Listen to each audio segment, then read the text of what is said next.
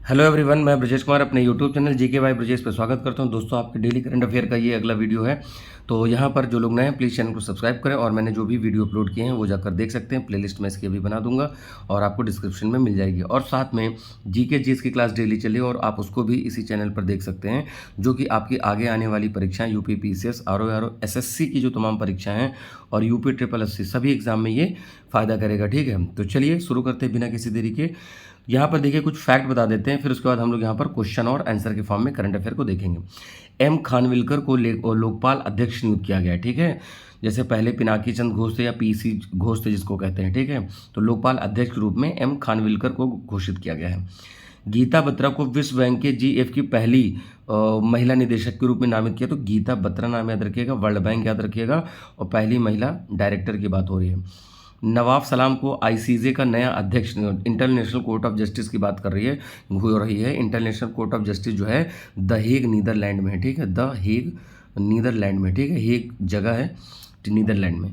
दक्षिण पूर्व पंथी पूर्व प्रधानमंत्री अलेक्जेंडर स्टब फिनलैंड के राष्ट्रपति चुने गए हैं। तो ये जब अपॉइंटमेंट से क्वेश्चन आते हैं आपके, खासकर सभी एग्जाम में आते हैं और इवन आपके सीजल वगैरह में बहुत ज़्यादा आते हैं, तो वो भी आपके लिए इंपॉर्टेंट रहेगा। नरेंद्र कुमार यादव को फिट इंडिया मूवमेंट का ब्रांड एम्बेसडर नियुक्त किया गया है। अगला है कजाकिस्तान के उल्जास बेक्टुनो को नया प्रधानमंत्री नियुक्त किया गया है।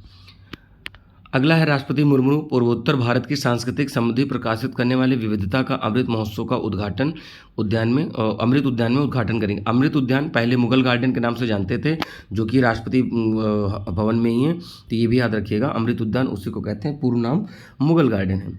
पूर्व मुख्य न्यायाधीश यूयू ललित केआर मंगलम विश्वविद्यालय the school of legal studies में प्रतिष्ठित प्रोफेसर के रूप में शामिल हुए हैं। अगला है अडानी पोर्ट्स 4 वैश्विक रेटिंग एजेंसियों द्वारा जलवायु परिवर्तन प्रणाली रैंकिंग में अग्रणी है। ठीक है, तो ये कुछ फैक्ट हैं और अभी थोड़ा सा और फैक्ट देख के फिर क्वेश्चन देखते हैं। राजस्थान में भारत और जापान के बीच में संयुक्त सैन्य अभ्यास हुआ है। ठीक है, त्रिपक्षीय अभ्यास दोस्ती 16 जो है वो मालदीव में शुरू हुआ है। पुणे में पहली बार महाराष्ट्र एमएसएमई डिफेंस एक्सपो का आयोजन किया गया। डीआरडीओ का दुर्गा 2 लेज़र हथियार, ये याद रखिएगा, दुर्गा 2 क्या है, लेज़र वेपन है। किसने बनाया है? DRDO, defence research development organisation. ठीक है, तो डीआरडीओ है, इसका हेडक्वार्टर नई दिल्ली में है, ये याद रखना है। टर्की के 5वीं पीढ़ी के लड़ाकू विमान कान ने पहली बार उड़ान पूरी करी। रक्षा मंत्री ने नौसेना प्रौद्योगिकी प्रदर्शन MTX-24 का उद्घाटन किया है। अगला है शशि थरूर को फ्रांस के सर्वोच्च सम्मान Chevalier de la Legion d' Honneur से सम्मानित किया गया है। प्रोफेसर अदिति सेन को जीडी बिड़ला पुरस्कार प्राप्त करने वाली पहली महिला वैज्ञानिक है। पहली बात, ये वैज्ञानिक ही सीधे पूछा जाएगा किस चीज़ से संबंधित है, तो ये वैज्ञानिक है प्रोफेसर अदिति सेन। ओपेनहाइमर जो 77वें ब्रिटिश एकेडमी पुरस्कार में सर्वश्रेष्ठ फिल्म। ओपेनहाइमर आपको पता है न्यूक्लियर बम पे आधारित मूवी है, आप देखिएगा, तो काफ़ी फेमस रही है। ठीक है, क्रिस्टोफर नोलन इसमें काम किए हैं। ठीक है, 58वां ज्ञानपीठ पुरस्कार गुलजार और जगत गुरु रामभद्राचार्य को दिया गया। इससे पहले नीलगिरी फूकन और दामोदर मौजो को दिया गया है, तो मैंने ये जीएस वाली क्लास में भी आपको बताया था। भारत रत्न 2024 कितने लोगों को मिला? देखिए, कर्पूरी ठाकुर, लाल कृष्ण अडवाणी, PV नरसिम्हा राव, चौधरी चरण सिंह और MS स्वामीनाथन, तो ये 5 लोगों को मिला था इस बार। अब यहाँ क्वेश्चन है, हाल ही में BWF badminton para badminton championship 2024 कहाँ हुई? अमेरिका, वेस्ट इंडीज़, थाईलैंड और फ्रांस। तो देखिए, थाईलैंड में आयोजित की गई है, थाईलैंड के पटाया में। ठीक है, BWF पैरा बैडमिंटन चैंपियनशिप 2024 में प्रथम स्थान किसको मिला है? चाइना को मिला है। तो ये भी इंपॉर्टेंट रहेगा कि कौन सा देश उसमें फर्स्ट है। दूसरा इंडोनेशिया, तीसरा भारत।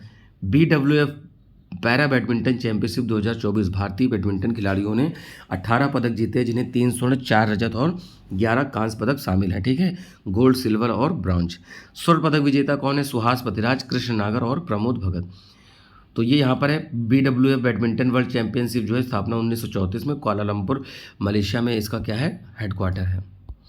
अगले प्रश्न की तरफ आएंगे। निम्न में से किस शहर में राष्ट्रीय जन्मदोष जागरूकता माह 2024 का उद्घाटन किया गया है? तो यहाँ पर राष्ट्रीय जन्मदोष जागरूकता जो माह है वो किया गया है, नई दिल्ली में आयोजित किया गया है। हाल ही में नीति आयोग की स्वास्थ्य टीम के जो सदस्य हैं डॉक्टर VK पाल ने नई दिल्ली में राष्ट्रीय जन्मदोष जागरूकता सप्ताह शुभारंभ किया है। ठीक है, और केंद्रीय स्वास्थ्य और परिवार कल्याण मंत्रालय ने मार्च को राष्ट्रीय जन्म दोष जागरूकता माह को यहाँ पर घोषित किया है।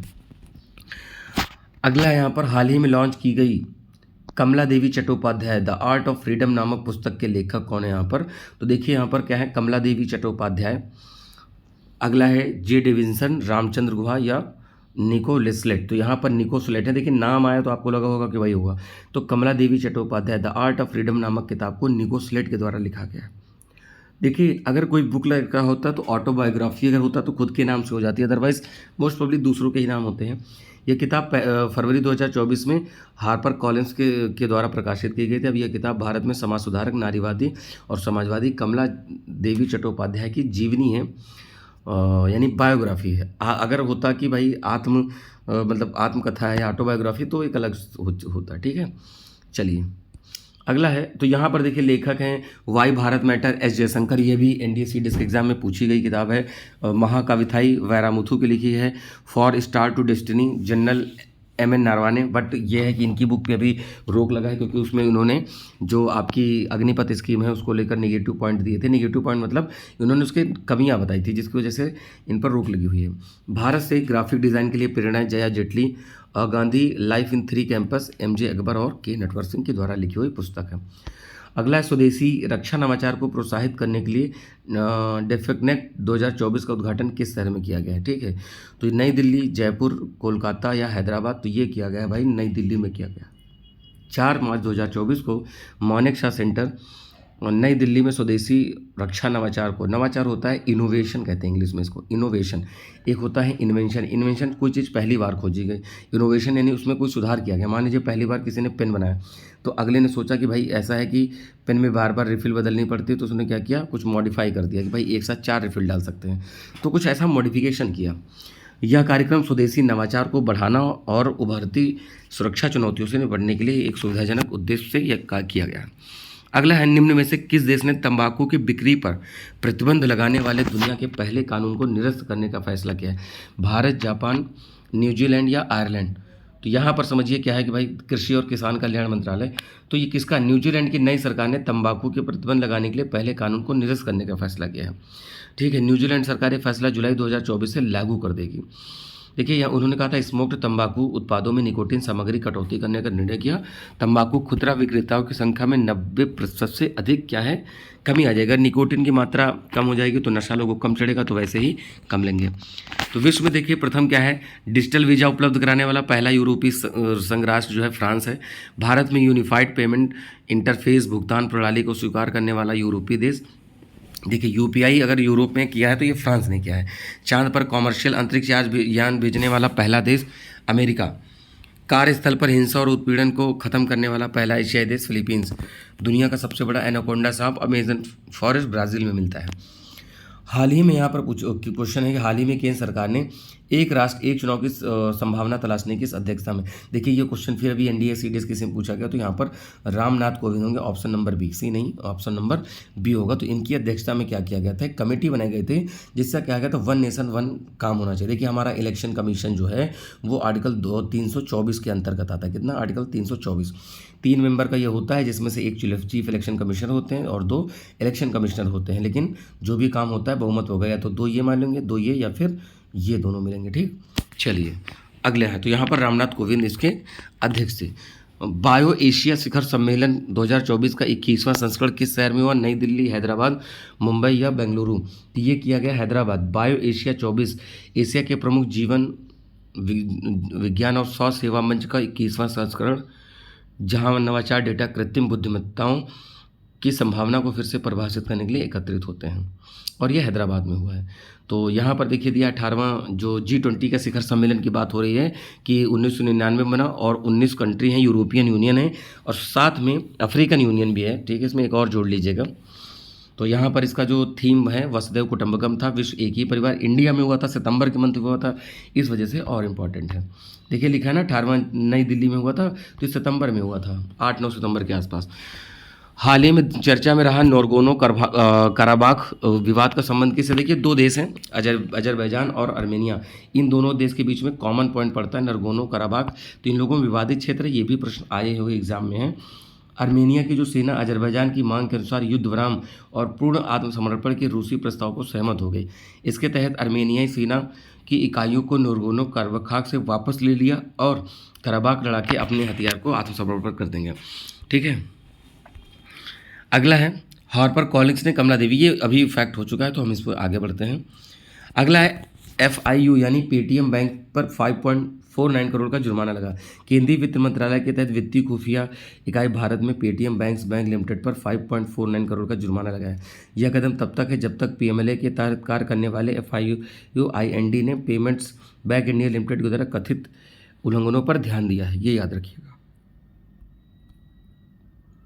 वन्य जीव दिवस की बात हो रही है। वन्य जीव की घोषणा 2013 में संयुक्त राष्ट्र महासभा के द्वारा की गई। 1973 में वन्य जीव वनस्पतियों को लुप्तप्राय प्रजातियों में अंतर्राष्ट्रीय व्यापार कन्वेंशन में रखा गया था। ठीक है, कब होता है भैया? 3 मार्च को होता है, यहाँ पर ये याद रखिएगा। विषय क्या था? Connecting people and planet, exploring digital innovation in wild life conservation. अगला है श्री अजय भट्ट ने वाडिनार द्वारका में ICJ जेट्टी का उद्घाटन किया। रक्षा मंत्री राजनाथ सिंह ने अजय भट्ट ने और राज रक्षा मंत्री, यहाँ पर रक्षा मंत्री होते तो उनका आता नाम राजनाथ सिंह का था, बट ये राज रक्षा मंत्री है। तो अजय भट्ट ने यहाँ पर एक भारतीय तटरक्षक जेटी वाडिनार का उद्घाटन किया है। अगला है ये स्थान, देखिए ये एक स्थान रैंक है, दक्षिण सूडान में पड़ता है, ये इंपॉर्टेंट है। जो रैंक है हाल ही में पड़ोसी सूडान में संघर्ष से भाग रहे वहाँ पर शरणार्थियों के लिए बात हो रही है। देखिए भारत ने यहाँ से ऑपरेशन कावेरी चलाया था, सूडान से निकालने के लिए लोगों को वहाँ से भारत सरकार ने ऑपरेशन कावेरी चलाया था। खेलो इंडिया यूनिवर्सिटी गेम 2024 को किस विश्वविद्यालय ने प्रथम स्थान प्राप्त किया? दिल्ली, चंडीगढ़, उस्मानिया या हैदराबाद?